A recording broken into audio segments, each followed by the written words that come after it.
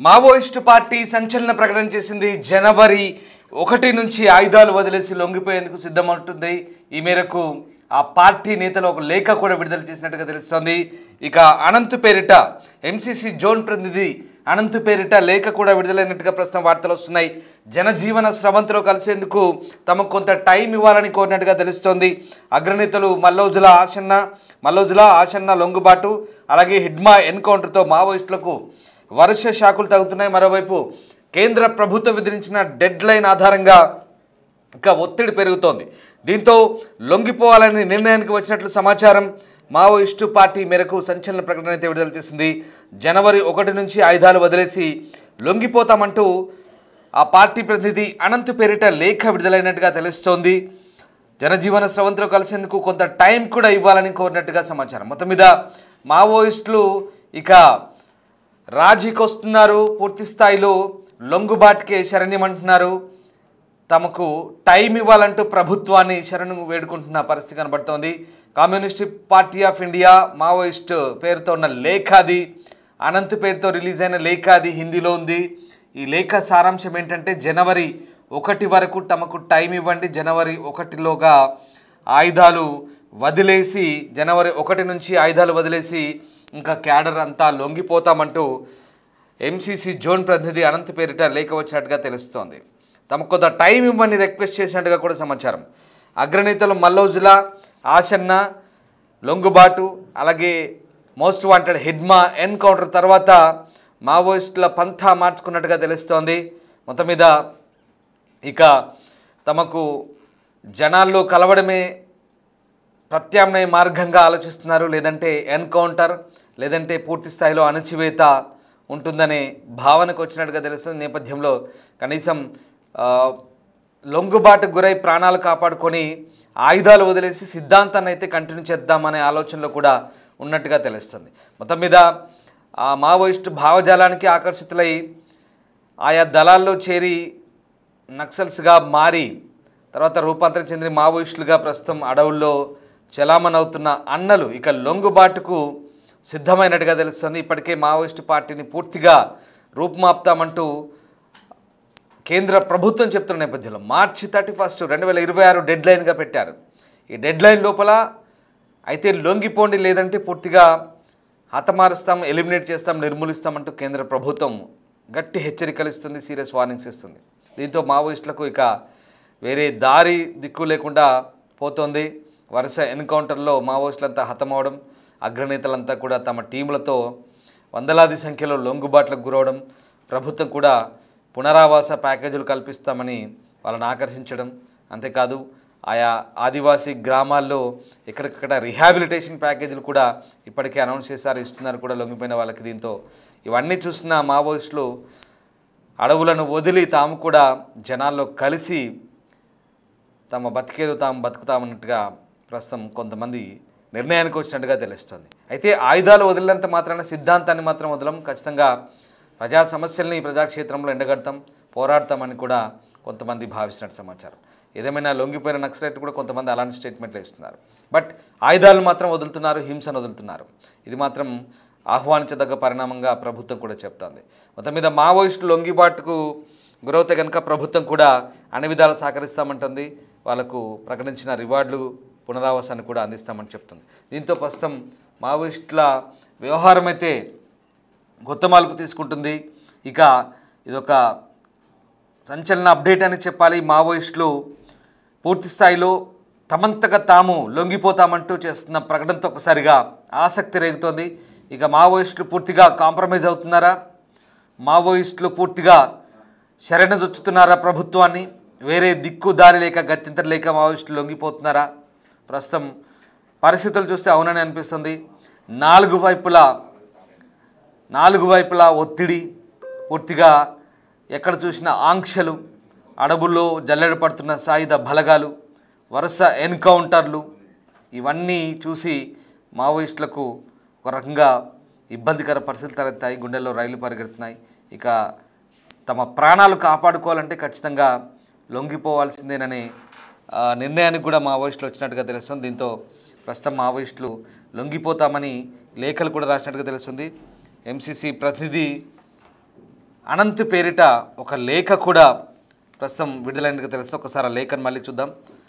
హిందీలో ఆ లేఖ విడుదల చేశారు. మావోయిస్టు ప్రతినిధి అనంత్ పేరుతో వచ్చింది లేఖ. ఎంసీసీ జోన్ ప్రతినిధిగా చెప్తున్నారు. జనజీవన స్రవంతిలో కలిసేందుకు తమకు కొంత టైం ఇవ్వాలని కోరుతున్నట్టుగా తెలుస్తుంది. అగ్రనేతలు చాలామంది లొంగిపోయారు. మల్లోజుల కావచ్చు, ఆశన కావచ్చు, అలాగే చాలామంది ఇప్పటికే ఎన్కౌంటర్ చేయబడ్డారు. చాలామంది వందల సంఖ్యలో ఇప్పటికే ఎలిమినేట్ అయ్యారు.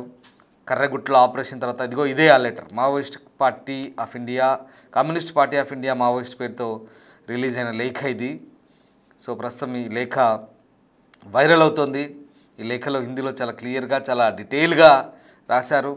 ఈ మొత్తం లేఖ సారాంశం ఏంటంటే, మేము లొంగిపోతాం, మాకు అవకాశం ఇవ్వండి, ఆయుధాలను వదిలేసి మేము కూడా జనాల్లో కలిసిపోతామంటూ, జనజీవన స్రవంతిలో కలిసిపోతామంటూ మావోయిస్టులు చెప్తున్న లేఖ. ఖచ్చితంగా ప్రభుత్వం స్వాగతించే అవకాశం కనిపిస్తుంది.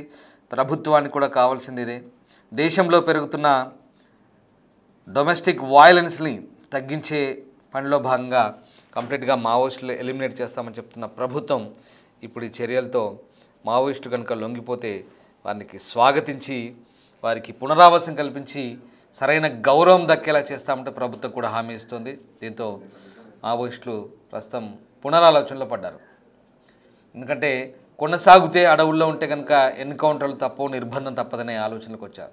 హిడ్మా ఎన్కౌంటర్ తర్వాత ఇది మరింత పెరిగింది. హిడ్మా ఎన్కౌంటర్ తర్వాత ఈ మొత్తం అంశాలు కూడా తేటతెల్లమవుతున్నాయి. ఎందుకంటే కనీసం జనజీవన స్రవంతిలో కలిసి ఆ రకంగానైనా ప్రజా సమస్యలపై పోరాడదాం, ఇక హింసను నమ్ముకుంటే వేరే దారి దిక్కు లేదు, ఖచ్చితంగా ఎలిమినేట్ చేయబడతాం అని చెప్పేసి మావోయిస్టులు భావిస్తున్నట్టుగా సమాచారం.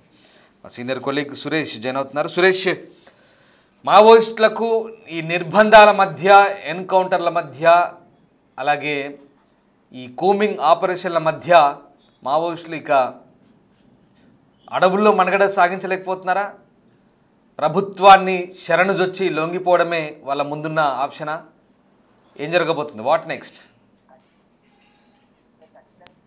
మావోయిస్టులకు సంబంధించిన కీలక నేతలు ఎన్కౌంటర్ లో అర్థం కావడం, కొంతమంది లొంగిపోవడంతోనే ఆ పార్టీ పూర్తిగా బలహీనపడింది. ఇక ఆపరేషన్ పగార్ అనేది మార్చి 2026కు టార్గెట్ పెట్టుకొని కేంద్ర బలగాలు అడవులను జల్లెడ పడుతున్నాయి. అణువు కూడా పూర్తిగా ఆ కేంద్ర బలగాలతో పాటు రాష్ట్ర బలగాలు కూడా అక్కడ జల్లెడ పడుతుండడంతో ఇక మావోయిస్టులకి వేరే మార్గం కనిపించట్లేదు. ఖచ్చితంగా జనజీవ స్రవంతిలోకి పూర్తిగా అందరం లొంగిపోవాలని చెప్పేసి కీలక ప్రకటన అని చెప్పొచ్చు. ఎందుకంటే జనవరి 1న వాయిదాలు వదిలి అంతా కలిసి లొంగిపోతామని చెప్పేసి కూడా ఎంసీసీ జోన్ ప్రతినిధి అనంత్ పేరిట ఈ లేఖ రావడం జరిగింది. మావోయిస్టులు జనజీవ స్రవంతిలో కలిసేందుకు తమకు సమయం కోరింది, వాళ్ళు కోరారు గతంలోనే. దానికి సంబంధించి కూడా ఈ లేఖలో ప్రస్తావించడం జరిగింది. అగ్రనేతలు మల్లోజుల, ఆశన్న లొంగుబాటు తర్వాత హిడ్మాని కూడా ఎన్కౌంటర్ చేసిన పోలీసులు కాబట్టి ఇక అడవుల్లో ఉండి పోరాటం చేసే పరిస్థితులు ప్రస్తుతం లేవు కాబట్టి జనజీవ స్రవంతిలో కలిసిపోతామని చెప్పేసి కూడా మావోయిస్టులు చాలా మంది ఛత్తీస్గఢ్ కావచ్చు, మహారాష్ట్ర, తెలంగాణ, ఆంధ్రప్రదేశ్ చాలా రాష్ట్రాల్లో లొంగిపోతూ ఉన్నారు. ఇక కేంద్రం కూడా డెడ్ లైన్ పెట్టింది. చాలా మంది ఎవరైనా లొంగిపోవాలనుకుంటే వచ్చి లొంగిపోవచ్చు అని చెప్పేసి కూడా ప్రకటన జారీ చేసింది. కాబట్టి కేంద్ర రాష్ట్ర ప్రభుత్వాలకు సంబంధించిన ప్రకటనలతో ఇక మావోయిస్టు పార్టీకి సంబంధించిన చాలా మంది లొంగిపోయే అవకాశం ఉంది. మొన్న తెలంగాణలో కూడా కీలక నేతలతో పాటు 37 మంది మావోయిస్టులు లొంగిపోవడం జరిగింది. గతంలో కూడా అంటే దాదాపు 400కు పైగా ఈ సంవత్సరంలో మావోయిస్టులు తెలంగాణలో లొంగిపోయారు. అయితే ఇక ఛత్తీస్గఢ్, ఒడిశా, ఇటు మహారాష్ట్రలో కూడా భారీగా మావోయిస్టులు లొంగిపోతున్నారు. కేంద్రం ఆపరేషన్ కగార్ ఖచ్చితంగా పూర్తి చేస్తాము, మావోయిస్టులు అనే వాళ్ళు ఉండకుండా అంతం చేస్తామని చెప్పేసి కూడా ఆదేశాలు జారీ చేసింది. కాబట్టి ఇక అడవుల్లో ఉండి తమ పోరాటం సాగించలేని పరిస్థితి మావోయిస్టులకు ఏర్పడింది. గతంలో పరిణామాలు వేరుండేవి, ఇప్పుడు లేటెస్ట్ టెక్నాలజీ వచ్చింది. గతంలో అడవులలో గిరిజనులు సహకరించేవారు, కానీ ఇప్పుడు గిరిజనులు కూడా మావోయిస్టులకి సహకరించకపోవడంతోనే ఇక ఖచ్చితంగా వాళ్ళు జనజీవ స్రవంతిలోకి వచ్చి లొంగిపోవాల్సిన పరిస్థితి ఏర్పడింది. దీంతోనే మిగతా వారందరూ కూడా లొంగిపోవాలని కేంద్రానికి విజ్ఞప్తితో ఈ నిర్ణయం తీసుకున్నట్టు ఈ లెటర్ లో పేర్కొనడం జరిగింది. ఖచ్చితంగా ఏదైతే మావోయిస్ట్ పార్టీలో ఉన్నటువంటి అంతర్గత విభేదాలు కూడా కావచ్చు ఈ లొంగిపోవడానికి కారణం. ఇక అడవుల్లో ఉండి చనిపోవడం కంటే జనజీవ స్రవంతిలో కలిసి జనాలతో కలిసి పోరాటం చేయొచ్చు అని చెప్పేసి కూడా భావించి చాలా మంది మావోయిస్టులు లొంగిపోతున్నారు. కొత్త రిక్రూట్మెంట్ ఏది జరగట్లేదు కాబట్టి ఉన్న వాళ్ళంతా కూడా జనజీవ సవంతిలోకి వచ్చి లొంగిపోవాలని కూడా అనుకుంటున్నట్టు తెలిసింది. ఇప్పుడు జనవరి 1న అందరము ఆయుధాలు వదిలి జనజీవ సవంతిలో కలిసేందుకు సిద్ధంగా ఉన్నామంటూ కూడా ఈ లేఖలో రావడం జరిగింది. కాబట్టి ఇప్పుడు మావోయిస్ట్ సంబంధించిన పార్టీ ఇక భారతదేశంలో ఉండే అవకాశమే కనిపించట్లేదు. ఎందుకంటే గత కొన్ని రోజులుగా మనం చూస్తున్నాం ఇడ్మా ఎన్కౌంటర్ అనేది చాలా కీలకమైన. ఇడ్మా అంటే మావోయిస్ట్ పార్టీకే దళపతి చాలా కీలకమైనటువంటి ఆపరేషన్లు నిర్వహించారు. ఎంతో మందిని పోలీసులని టార్గెట్ గా చేసి ఎన్కౌంటర్ చేయడం కావచ్చు, ఏదైతే కాల్పులు జరపడం కావచ్చు, బాంబ్ బ్లాస్ట్ చేయడం కావచ్చు, ఇవన్నీ కూడా చాలా ఇడ్మా కీలక ఆపరేషన్ లో పాల్గొన్నాడు. అలాంటి ఇడ్మాని పోలీసులు ఎన్కౌంటర్ చేశారు. ఎదురు కాల్పుల్లో అతను చనిపోయాడు, అతని భార్య కూడా చనిపోయింది, అతనితో పాటు మరికొంతమంది చనిపోయారు. కాబట్టి ఇప్పుడు మావోయిస్ట్ పార్టీ అనేది ఇంకా అడవుల్లో ఉండి పోరాటం చేసే పరిస్థితులు ప్రస్తుతం లేవు. కాబట్టి ఖచ్చితంగా జనజీవ సవంతిలో కలవాలనే ప్రభుత్వాలు కూడా చెప్తున్నాయి. అందులో భాగంగానే ఇక్కడ మావోయిస్ట్ పార్టీకి చెందిన కీలక నేతలందరూ కూడా ఒక్కొక్కరుగా లొంగిపోతున్నారు. కాబట్టి ఇక అడవుల్లో ఉండి పోరాటం చేయలేము అని చెప్పేసి కూడా నిర్ణయించుకొని ఇక జనజీవ సవంతిలోకి కలిసేందుకు మావోయిస్టులు అంతా కూడా వస్తున్నట్టు తెలిసింది. ఇక కొంతమంది అనారోగ్య పరిస్థితులు కూడా లేవు. ఎందుకంటే అడవుల్లో సరైన వైద్యం ఉండదు, అనారోగ్యాలతో చాలా మంది చనిపోతున్నారు. కాబట్టి లాస్ట్ జీవితమైన కుటుంబ సభ్యులతో గడపాలని చెప్పేసి కూడా కొంతమంది ఆలోచించి ఆ విధంగా బయటకు వస్తున్నట్టు తెలిసింది. ప్రభుత్వాలు కూడా వచ్చే వారికి వారిపై ఉన్నటువంటి రివార్డులను అందిస్తున్నారు. ఒక్కొక్కరికి 25 లక్షలు 50 లక్షలు ఇలా, అంటే వాళ్ళ క్యాడర్ బట్టి ఎంతైతే రివార్డు ఉంటుందో ఆ రివార్డు అంతా కూడా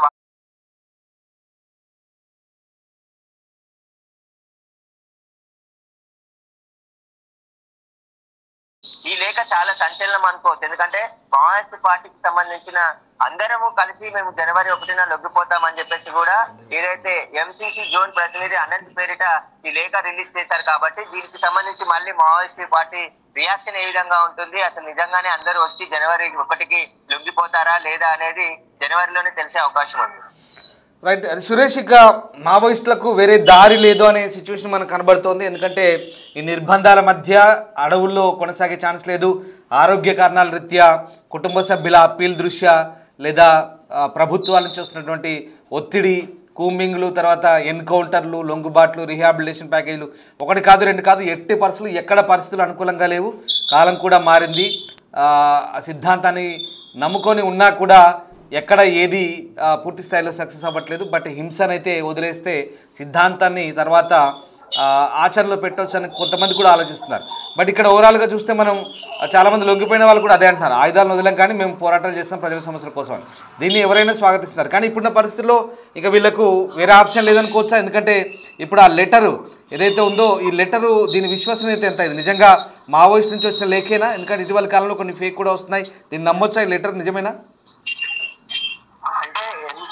జోన్ ప్రతినిధి అనంత్ పేరిట లేఖ వచ్చింది కాబట్టి ఇది మావోయిస్ట్ పార్టీకి సంబంధించిన లేఖగానే భావించారు. ఎందుకంటే ప్రతిసారి మావోయిస్టులు ఇదే లెటర్ ప్యాడ్ మీద ఇలానే పంపిస్తుంటారు, కానీ దీన్ని వ్యతిరేకించింది ఎవరు లేరు. కొన్ని సందర్భాల్లో ఫేక్ లెటర్లు వచ్చాయి, కానీ ఇది మావోయిస్ట్ సంబంధించిన పార్టీ నుంచి, ఎందుకంటే communist party of India and Maoist అని చెప్పేసి లెటర్ ప్యాడ్ మీద నిన్న డేట్ లో ఇది రిలీజ్ చేయడం జరిగింది. ఖచ్చితంగా ఇది మావోయిస్ట్ పార్టీకి సంబంధించి, ఎందుకంటే మావోయిస్టులు కూడా లొంగిపోవాలనే ప్రభుత్వానికి ప్రతిపాదనలు పెట్టడం, ప్రభుత్వం కూడా మీకు నచ్చినగా రాజకీయ నాయకులు కావచ్చు, పోలీసుల ద్వారా కావచ్చు, జర్నలిస్టుల ద్వారా కావచ్చు, ఎవరైనా సరే వారి ద్వారా మీరు వచ్చి ప్రభుత్వం ముందు లొంగిపోతే వారికి సంబంధించిన రక్షణ కావచ్చు, వారికి ఉపాధి కావచ్చు, అవన్నీ మేము కల్పిస్తామని చెప్పేసి కూడా ప్రభుత్వాలు కూడా చెప్తున్నాయి. కాబట్టి ఇప్పుడు కేంద్ర రాష్ట్ర ప్రభుత్వాలు కలిసి విజ్ఞప్తులు చేయడం, అదే విధంగా ఆపరేషన్ కంగార్ అనేది మావోయిస్టు పార్టీ పైన తీవ్ర ప్రభావమే చూపించవచ్చు. ఎందుకంటే గత కొన్ని రోజులుగా చాలా కీలకమైనటువంటి నాయకులను ఎన్కౌంటర్ చేయడం జరిగింది. మనం కర్రెగుట్టల్లో చూడొచ్చు, వరంగల్ కి దగ్గర ఉన్నటువంటి కర్రెగుట్టల్లో కూడా కేంద్ర బలగాలు, సిఆర్పిఎఫ్ బలగాలు కావచ్చు, కేంద్ర బలగాలు అన్ని కూడా మోహరించి కర్రెగుట్టలను స్వాధీనం చేసుకున్నారు. కర్రెగుట్టలు అనేది ఛత్తీస్గఢ్, ఒడిశా బార్డర్ లో ఉన్నటువంటి ప్రాంతము, దట్టమైన అడవి ప్రాంతం. అక్కడ పోలీసులు గతంలో చేరుకోలేని పరిస్థితి ఉండేది, కానీ కేంద్ర బలగాలు హెలికాప్టర్ల ద్వారా కూడా చేరుకోలేని అడవుల దగ్గరికి బలగాలను చేర్చి మావోయిస్టులని ఏరివేత కొనసాగుతుంది. కాబట్టి మార్చి వరకు టార్గెట్ పెట్టుకుంది. కాబట్టి కేంద్ర ప్రభుత్వం ఖచ్చితంగా మార్చి లోపు భారతదేశంలో మావోయిస్టుల పార్టీ ఉండదు, అంతం చేస్తామని చెప్పేసి కూడా అనేక సార్లు కేంద్ర హోంమంత్రి అమిత్ షా కూడా ప్రకటన చేశాడు. కాబట్టి ఇప్పుడు ఈ మావోయిస్ట్ పార్టీకి సంబంధించిన మావోయిస్టులంతా కూడా మేము జనవరి 1న లొంగిపోతామని చెప్పేసి ఏదైతే లెటర్ వచ్చిందో, ఖచ్చితంగా ఈ లెటర్ ని ఖచ్చితంగా విశ్వసించాల్సిన పరిస్థితి. ఎందుకంటే అక్కడ పరిస్థితులు కూడా ఆ విధంగానే ఉన్నాయి. ఎందుకంటే ఇప్పుడు అడవుల్లో వెపన్ పట్టుకొని పోరాటం చేసే పరిస్థితులు లేవు.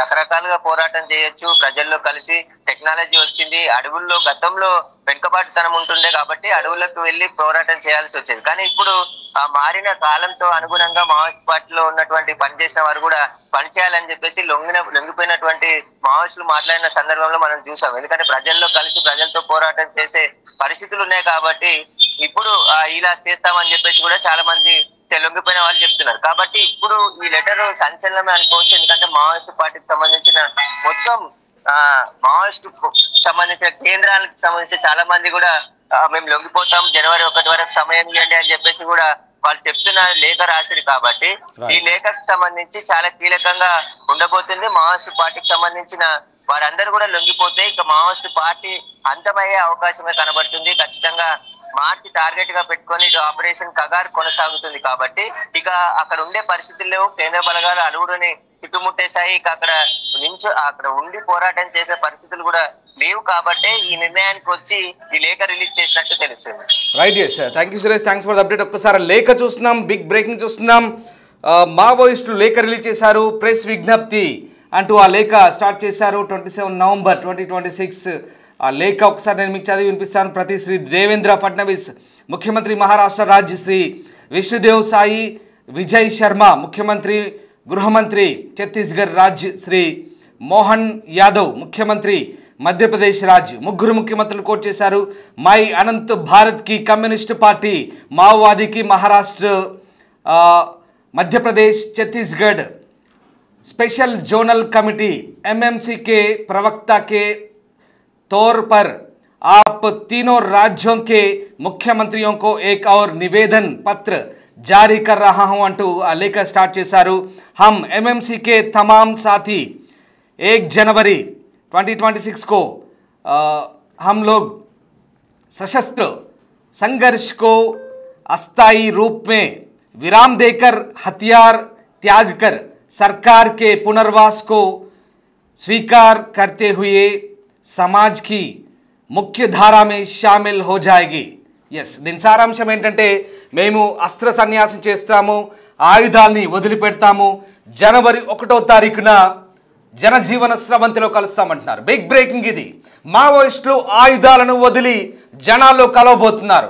3 రాష్ట్రాలకు చెందిన మావోయిస్టులు మధ్యప్రదేశ్, మహారాష్ట్ర, ఛత్తీస్గఢ్ 3 రాష్ట్రాల మావోయిస్టులు అంతా కలిసి మేము లొంగిపోతాము, మేము శరణ చూస్తున్నాము, మమ్మల్ని జనజీవన స్రవంతిలో కలుస్తున్నాము, మీరు మా లొంగుబాటును ఆమోదించండి, స్వీకరించండి అంటూ మావోయిస్టులు అనంత్ పేరుతో రాసిన లేఖ అది.